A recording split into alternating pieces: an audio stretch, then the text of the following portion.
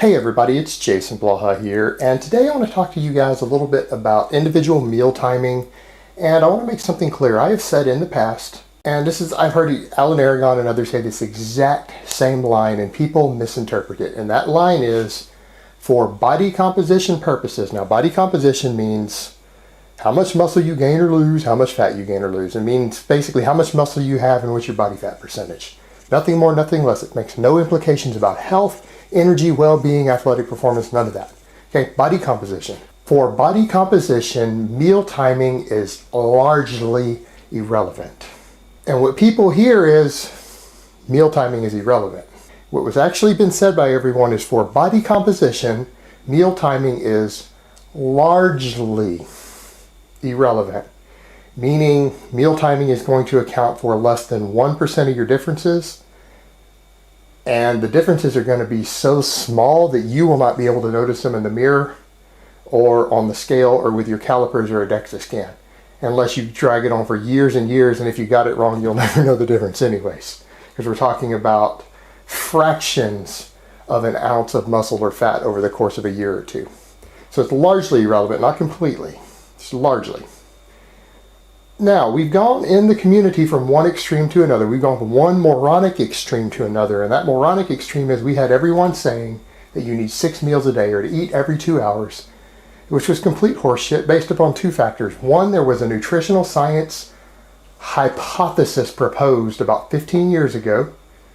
It was a hypothesis. It wasn't proven. We didn't have good data that suggested that maybe due to the thermic effect of food, you would get better energy turnover, slightly better metabolic rate by eating more meals.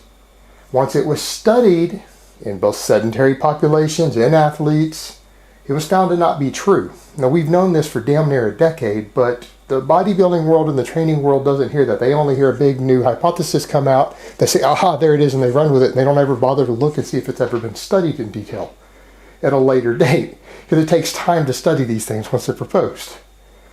So that's where the bros have gone, and then we've gone from that extreme to another moronic extreme to where now the if it fits your macros crowd. And guys, I love you, but some of you guys have gone so butt fucking retarded that a lot of us who would like to endorse what you have to say go, well, we don't want to be branded with these bunch of fucktards. And a perfect example with the if it fits your macros guys, there are some of you who, when someone proposes anything more than 1 meal a day or 2 meals a day, that, oh, they're a bro, they're a bro. Well, no, if you're making fun of them for proposing more than 1 or 2 meals a day and you think 1 meal a day is optimal based upon any sort of data, you're the fucktard, not them. Actually, you might both be, but those guys are fucktards also. The reality is, while for body composition these things may not matter, they can matter for other things. And it comes down to individual factors, and it comes down to your individual mood, your energy, your athletic performance, possibly even your overall health. Meal timing does matter, and it is subjective. And when people say, well, people are different, oftentimes it's a cop-out. In this case, it isn't a cop-out. It actually is true. And the person that you are today is not going to be the person that you're going to be biochemically a year from now. So you're going to be different a year from now than you are today if you've been training a lot. And so what's true for you right now isn't going to be true in a year. And what you're going to find is that in terms of controlling appetite or being able to eat more, some people do better with 6 meals a day. Some people do better with 3 meals. Some people do better with 2 meals, because for some people, the small meals just make them hungrier and they want to eat more. But for some people, it makes them feel full. It has to do with how much melatonin your body produces as a result of carbs. It has to do with your ghrelin, your leptin.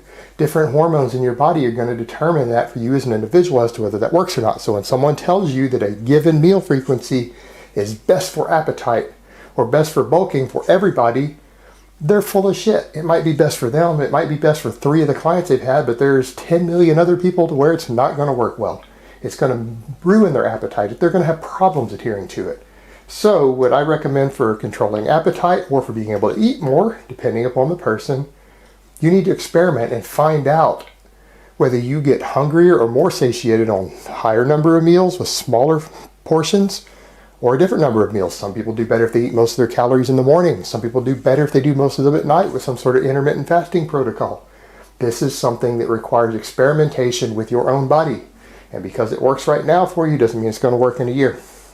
Same with athletic performance. I can tell you that anyone who trains more than once a day, like most serious athletes, you damn well better be getting a big carb feeding in between, or your performance is going to suffer.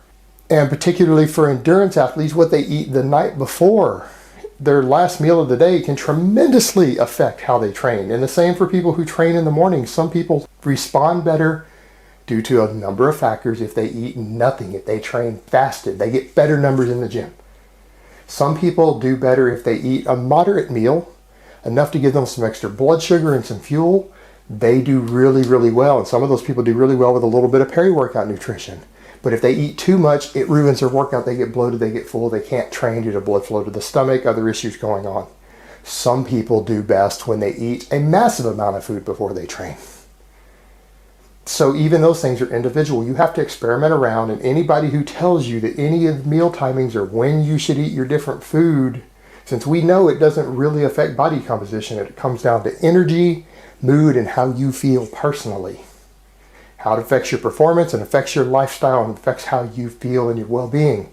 Anybody who tries to give you a hard and fast rule on that applies to everybody doesn't know shit, and they're bullshitting you.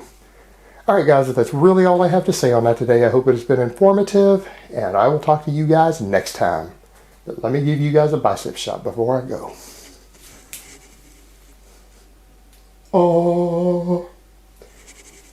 Oh, and speaking of the bicep shot, a few people I've noticed have popped up who aren't familiar with my work. They think that I'm being egotistical with the bicep shot. They don't realize this is something I started doing a long time ago when I first started doing this because my biceps are so terrible.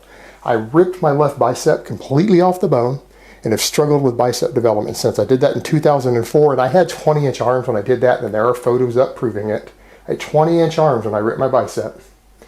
2004, and I've struggled with bicep development since that tear because I don't ever want to just go, well, I can use a 20-kilo dumbbell on the left side and I can use a 40-kilo dumbbell with the right, and I end up looking like a lobster. So my choices are either, slowly bring up my biceps and try to do the best I can, or I can have one bicep that's 2 inches bigger than the other.